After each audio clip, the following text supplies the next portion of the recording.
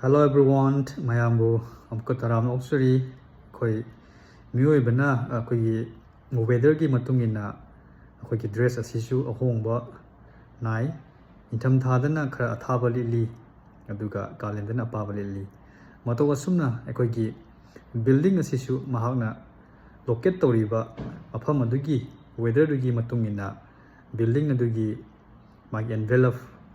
Hadi magi wall ki thickness, magi type of glass, roof ki thickness, aduga hoigi window to wall opening ratio, asini jingba sing asi loina khenai.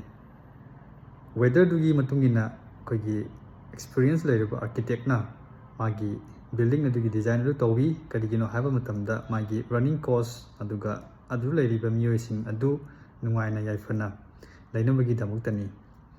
India da hoigi climate asi manga thona khaidoi madudi hot, dry, warm, humid, composite, cold and temperate. Thank you.